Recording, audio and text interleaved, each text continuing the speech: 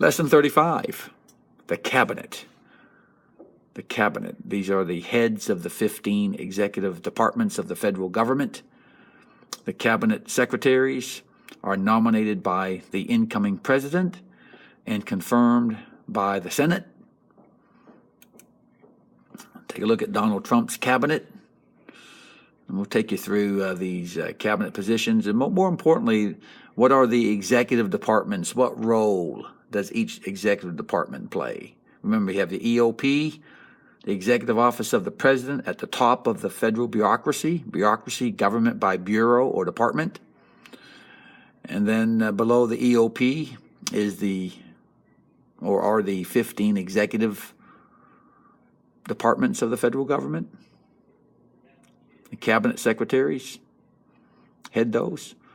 And then the 90 independent agencies that are not underneath any of these 15 executive departments that make up the federal government. They've been created by Congress, and the heads of those agencies oftentimes still responsible to the president.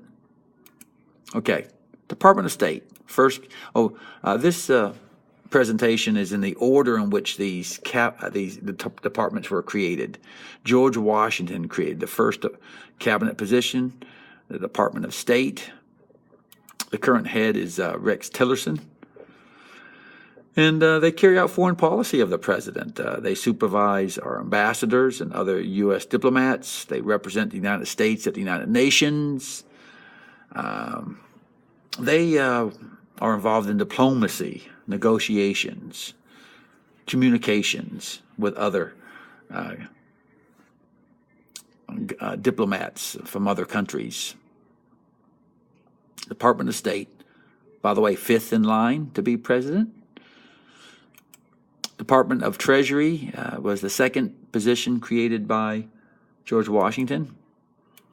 And Steve Mnuchin is the Secretary of the Treasury. They collect the federal taxes through the IRS, the Internal Revenue Service. They print our money and postage stamps. They make our coins. And if you take a look at the bills, a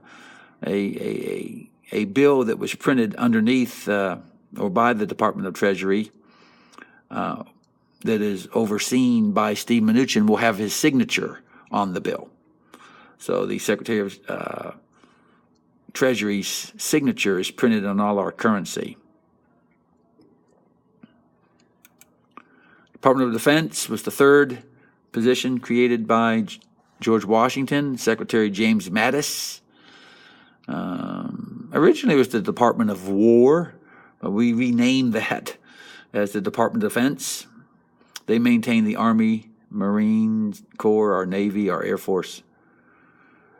They conduct research on military weapons. They build and maintain military bases.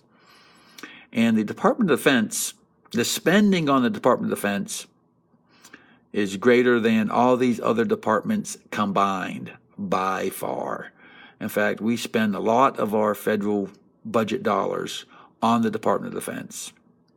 In fact, if you add up the next 6 or 7 countries around the world that spends on defense, they don't even come close to what we spend.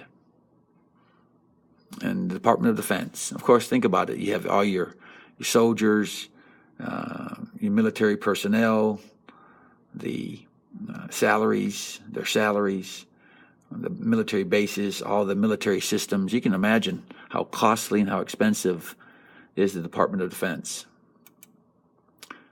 Department of Justice, and the head of the Department of Justice is the Attorney General. Jeff Sessions is the current Attorney General. Think of Attorney General Sessions as our nation's chief prosecutor. There's a county prosecutor, in other words, for the nation. In other words, this department determines which violators of federal crime that they will prosecute, investigate and prosecute violations of federal laws.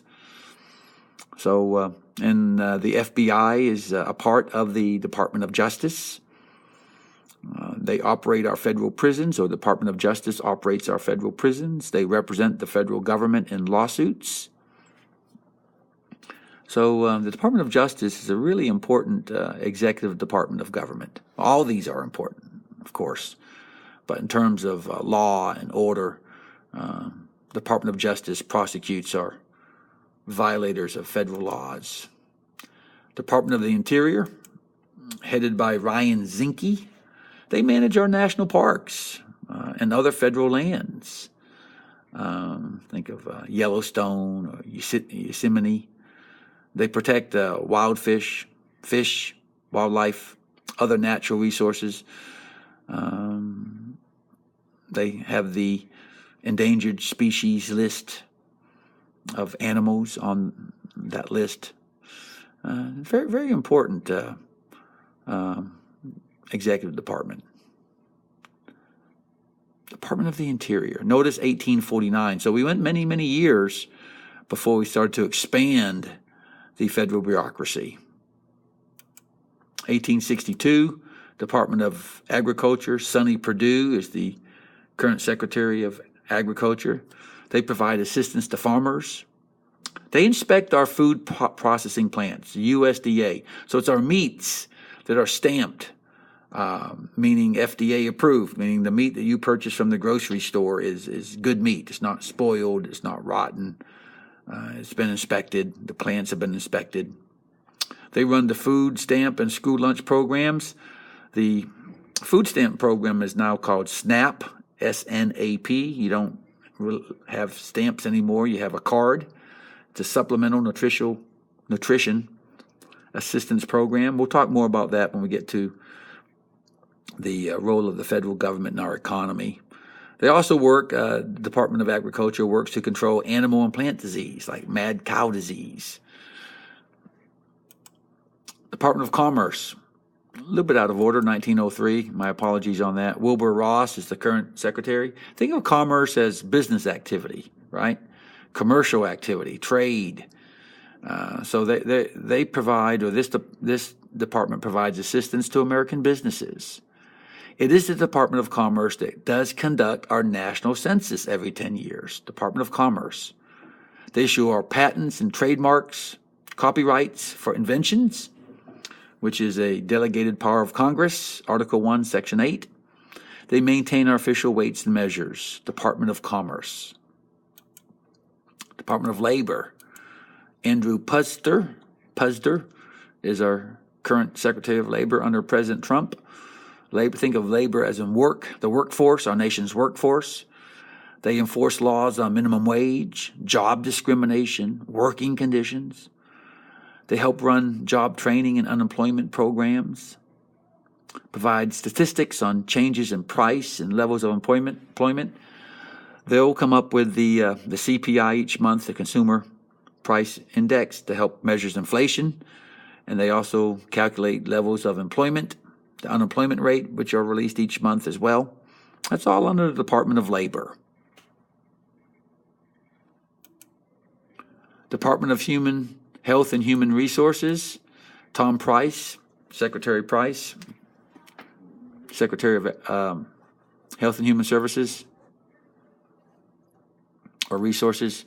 It directs our Medicare program. Medicare is health insurance for the elderly. Once you turn age 65, as an elderly person, you are now eligible for the Medicare program. It's one of our big entitlement programs, what we call entitlement, along with Social Security. The Health and Human Resource Department runs the FDA, the Food and Drug Administration, that approves all of our drugs, our pharmaceuticals, in that industry. They run the Public Health Service, the Family Support Administration. This is a very important, very large department. HUD, Department of Housing and Urban Development, and Secretary Ben Carson. Ben Carson was a candidate for president. Dr. Carson did not receive the Republican nomination. Of course, Donald Trump won that nomination, but then offered a cabinet position to Ben Carson. helps provide housing for low-income citizens, assists state and local governments in financing community development projects, housing projects. They do a lot of work in the inner cities. HUD, Department of Transportation, 1966. Elaine Chao is our secretary. They help our interstate highway system, help maintain it, help state and local governments maintain our interstate highways. They enforce transportation safety standards. Department of Transportation. Department of Energy, Rick Perry is the secretary, another candidate for president that Donald Trump was able to defeat in the Republican primary. And the fight for the nomination, like Ben Carson, Donald Trump offered a cabinet position to Rick Perry. They conduct research on sources of energy, promoting conservation, fuel efficiency, electricity, directs programs to deal with possible shortages. I love the logo of the Department of Energy. You can see on there, it's sun, solar, wind, water, power, looking for alternative sources of energy as well, promoting conservation and other sources of energy. Department of Education is Betsy DeVos. Provides, remember, education is a reserve power of the states. It's not a federal responsibility.